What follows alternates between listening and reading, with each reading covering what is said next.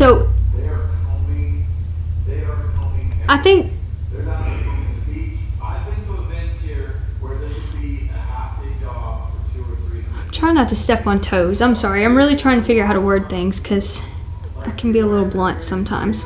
Okay, I'm gonna skip that part. So I feel my anxiety already just thinking about everything God has going on. I wrote that down because at the same time thinking God, I'm not in his shoes. Thank God I'm not in his shoes, right? Thank God none of us are in his shoes because we would totally suck at it. Yeah, that's why we're not God, right? So maybe you shouldn't say that either. Okay. Sorry. But the good part is that he doesn't expect us to be perfect like he is. He knows we can't all be preachers, teachers, missionaries, etc. Most of us are called to just be us, to just know that it's okay to be a mess. It's okay not to be a big, important somebody that the world or small communities look up to. It's okay to be normal and live a normal life. It's okay to be a blessing in a lot of ways, but it's a blessing to those chosen to the bigger, to be the bigger examples in the world too. So it's okay to be a small fish, like we talked about in Jonah the other day. It's okay to be a small fish, but it's okay to be a big fish too. Like you have TV preachers out there. You have big executive CEOs of companies and presidents of companies and, big business owners and, you have godly people in these big positions. And that's okay for them as long as they're doing it in the correct order. Meaning, where is their focus? Is their focus on God? Possibly, because that's why their business is successful. And then you got small people out here that, we work multiple jobs just trying to make ends meet. I mean, it's okay to be that person too. Obviously, you need to make sure your focus, being that busy, is on God before it's on everything else, because God is what's going to get you through those days. God is what's going to help you pay the bills. God is what's going to help you feed yourself or your family or whoever it is that you have, you're responsible for, right? So it's okay to be these big people and it's okay to be these small people. But we got to make sure that no matter what position we're in, we're putting God first. Because if we don't put God first, we're going to fail miserably. And then we're going to be mad, and then we're going to get, be like, God, why'd you let this happen? Well, you kind of took your focus off of me. So what was I supposed to do? You thought you could handle it, so I was just letting you figure it out, right? God lets us mess up, and he lets us learn lessons. And when we learn lessons, we should not forget those lessons because they're important, right? That's an important step of growing. That's an important step of being successful, is you learn from your mistakes. We're taught that growing up constantly. That's why, when we're kids and we do bad things and our parents punish us, they're teaching us, hey, you do that, you mess up, this is your consequence, correct? So it's no different in God. God's going to teach us when we mess up. So when we take our focus off of God, God's going to be like, hey, right here, see, I'm here, and this is where your attention should be, not over there, right here, and you need to be listening to what I'm telling you. So focus. Where is your focus? Okay, so if God's focus can be on us no matter who we are, in ways we can't imagine or know about, why can't our focus be on Him throughout the day? When you wake up, pray. Give Him your morning. Day activities as you brush your teeth, shower, make breakfast, go to work, take the kids to school, etc. Multitask. Be in consistent communication with Him. That's what I try to do. I know I'm not perfect at it, but I do try to do that every day. I may not always study His Word. Again, like I told you earlier, I may not study His Word as much as I should, but I am in constant communication with Him. Does that make me perfect? No, by no means. Does that make me close to being perfect? No. But it means that I'm trying, and that's better than not doing anything. So that's me taking a step forward in growth, in communicating with God, in staying in communication with God, in strengthening my relationship with God. So we need to be in constant communication with Him. While you're busy or not busy, while you're sitting at home, or, you may even be disabled. You may not be able to work. Your job may be literally to sit on your butt all day long. That's great. A lot of us would be jealous of that, right? So, instead of just sitting there just playing video games all day, or watching TV, or sleeping, or eating, or whatever it is you do, get in the Word. Talk to God. Give your time to God. Give your focus and attention to God. The more positive stuff that you put into your mind, the more positive is going to come out of you. And God is positive. There's nothing negative about God. So the more God you get in you, the better you're going to become, the better off you'll be, and the happier you'll be. So it's a win-win. I don't know why you wouldn't want to, right? So whatever your circumstances are, fit God in, read His Word every day. Start out small, maybe one verse a day. Focus on that, as you go about your day. Try to fit in the small things. God's not a dusty shelf piece that you dust off when you need Him. I really wanted to throw that in because a lot of people only want to talk to God when they need Him, and then, they go, He's not just... God is either there or He's not, and you either want Him or you don't. He's not a part-time God. You need to think about that.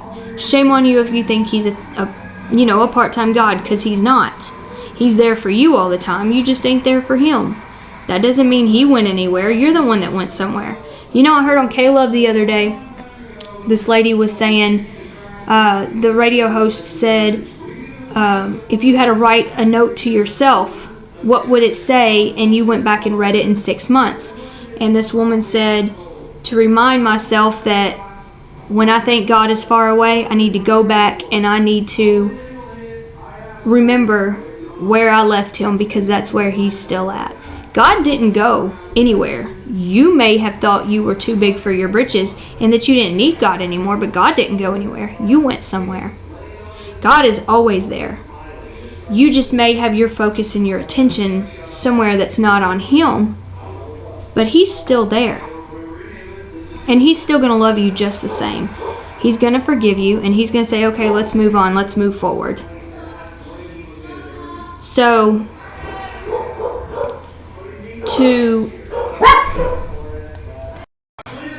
so back to my last thing.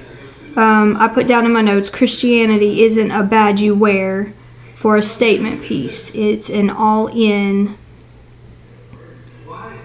for God type of thing. God doesn't do lukewarm. So you're either on fire for God or you're nothing, right? So, you hear that all the time when you go to church, when you listen to the preacher. It's God doesn't do lukewarm. So, my notes say... So back to... I was going to say something about my grandpa. My grandpa used to say when I was growing up that people that aren't serious for God, like really all in serious for God, they would go to church on Sundays and live like the devil the rest of the week. I used to think that was like just the weirdest thing, right? But if you really think about it, us lukewarm Christians, we go to church on Sunday and Wednesday and we play church, right? But are we really growing? Or is it just a social gathering? Do we look forward to going to church to make us feel better? Or are we going for the right reasons? Are we going just to hang out? To see our friends? To chit-chat about what we did that week? To show off our new, cars or pictures of our grandkids, or, whatever it is, your child's achievement or what school your child is in, just to brag? Or are we going for God? Are we going to learn and to grow our relationship with God? Or is it just for social gathering, basically, is what I'm trying to say. People that don't take church seriously, that don't take God seriously, it's a social event that you go to every week. So it makes sense that my grandfather would say people would go to church on Sunday and live like the devil the rest of the week, because when you leave church on Sunday, you ain't that goody two-shoe that you were pretending to be while you were there. You are full-on worldly, right? The way you act, the way you talk, the way you dress, the way you do anything and everything. You are full-on worldly. There ain't no God all up in that, right? We left God at church. We gonna pick him back up next Sunday when we sit down on the pew, correct? So we need to really think about where our focus is. Is our focus on God where it should be? Are we learning? Are we growing? Or are we staying stagnant? Are we staying the same? We're just going to social gatherings every week. You know, I mean, we need to learn to multitask. If God can multitask and run the entire world, I mean, obviously we can multitask and put him first every morning, correct? And, you know, maybe say something to him, drop him a line throughout the day, every day. Maybe pick up the Bible and read a verse or two, right? I mean, we got to do something. You can't just expect God to be all in for you if you ain't doing nothing for him. I mean, you don't expect that in your everyday relationships, do you? You don't expect to just constantly do for other people and not receive anything back, right? Well, God's kind of the same way. I mean, that's just common sense in my opinion, but I could be wrong. Hey, you know what? To each its own. So I'm going to finish this up real quick. So the rest of my notes say, you're either all in for God or you're all out. Joshua 24:15 says, choose for yourself today whom you're going to serve. But as for me and my house, I will serve the Lord. So whether it's God or things of this world, you need to choose who you're serving. If you're all in for God, you need to be all in for God. If you're not, then you need... I'm going to pray for you. But you need to make that choice. God isn't a part-time God. God's a full-time God, and God doesn't do lukewarm. So we need to figure out how to put our focus on God and allow him to work in our lives and move in our lives, and then everything else is going to play out how it's supposed to. God tells us that, so why wouldn't we believe that? It's in his word. It's in his word multiple times, and I don't even know an exact number because it's a lot. But I'm going to say you need to start putting God first in all areas of your life. You need to pray constantly in your mind as you do things throughout the day. You need to invite him to be a part of your daily task. You need to at least read one verse a day, one chapter a day, but you need to pray about that chapter. You need to ask God, give me something out of that so that I can grow closer to you, so that I can show me what I need to do. Show me what is your will for my life. What direction do you want me to go in? Let me help you while you help me. You know, you need to form that bond with God. You need to establish a relationship with him, and you can't do that if your focus is not on him.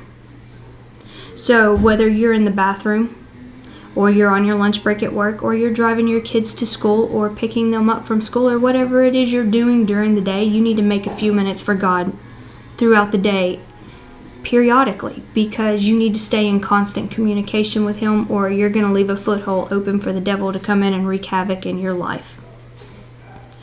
God needs to be your habit, and God needs to be consistent in your daily life every day, and you need to put your focus on God. I'm not saying that if you put your focus on God, everything else in your life is going to go to crap, or you're not ever going to get anything done. You're actually going to get more done, because God's going to help you get more done, and by the end of the day, you're going to be like, holy crap, I don't even remember doing that, but I did it. Because God's got your back. God's helping you do what you need to do. Why? Because your focus is on God. And God is saying, if you keep your focus on me, I'm going to take care of you. I've got you. But you need to trust me, and you need to make me your primary focus. So, that's what I got out of Psalms 121. And I don't know what you got out, but let me know in the comments. Leave a comment. Let me know what you got out of it. Let me know if you agree with what I say or you don't agree. I like to read comments. So, let me know what you thought, and I pray that you guys have a great day, and I will talk to you in the next video.